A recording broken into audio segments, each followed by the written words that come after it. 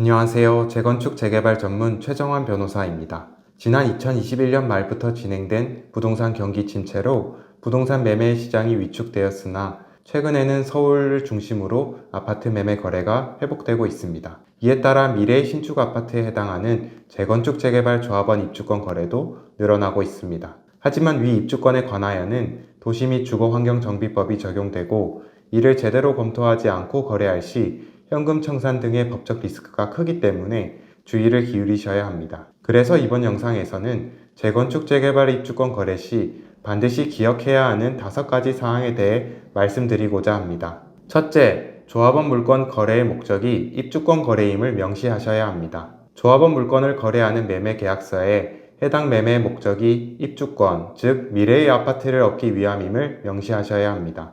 이는 너무 당연한 사항이라 매매 계약서에 기재할 필요가 없다고 생각하실 수도 있습니다. 그러나 매수인에게 조합원 입주권이 나오지 않는 등 분쟁이 발생되는 경우 위 목적 사항이 기재되어 있지 않으면 매도인은 자신은 입주권을 판 것이 아니라 보통의 빌라를 판 것이기 때문에 문제가 없다는 태도로 나올 수 있습니다. 소송 과정에서도 이러한 점은 매수인에게 불리하게 작용될 수 있기 때문에 주의할 필요가 있습니다.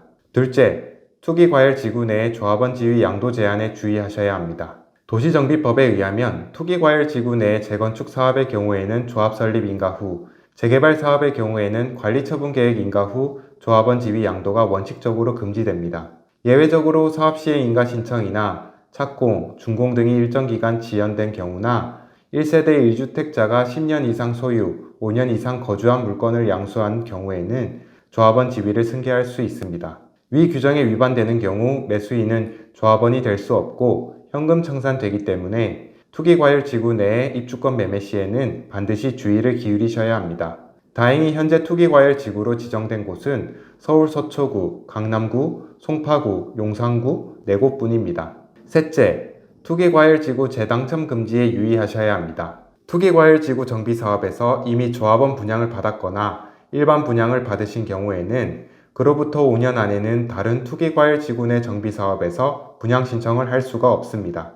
이를 위반할 시에는 현금 청산되기 때문에 매수인 본인 또는 그 세대원이 5년 안에 위와 같은 조합원 분양이나 일반 분양을 받은 적이 있는지 반드시 체크해 보셔야 합니다. 다만 이미 매도인이 분양 신청을 하여 관리처분 계획 인가까지 난 입주권을 매수하는 경우에는 국토부 유권해석상 위 재당첨 금지 규정이 적용되지 않습니다.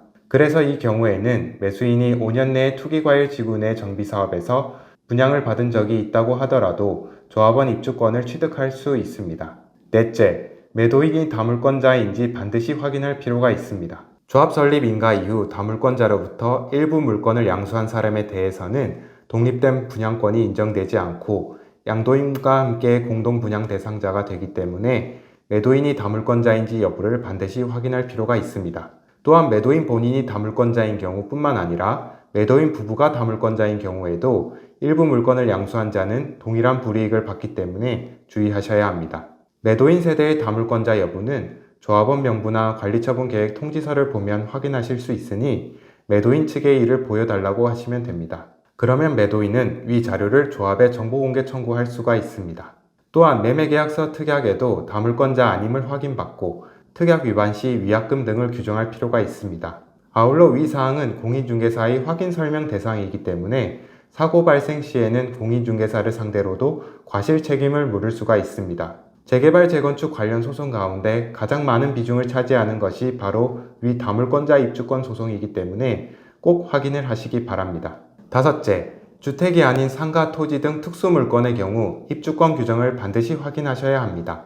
조합원 물건을 매수하는 목적은 대부분 아파트 입주권을 취득하기 위함입니다. 재건축과 재개발 사업에서 주택의 소유자는 원칙적으로 아파트 분양 대상자가 되기 때문에 통상 조합원 물건은 아파트나 빌라로 거래됩니다. 하지만 정비구역 내에는 주택 외에도 상가, 도로, 토지, 무허가 건물 등 다양한 물건이 존재하기 때문에 위와 같은 주택 외 특수물건을 매수할 때에는 반드시 아파트 입주권이 정상적으로 나오는지 알아보셔야 합니다.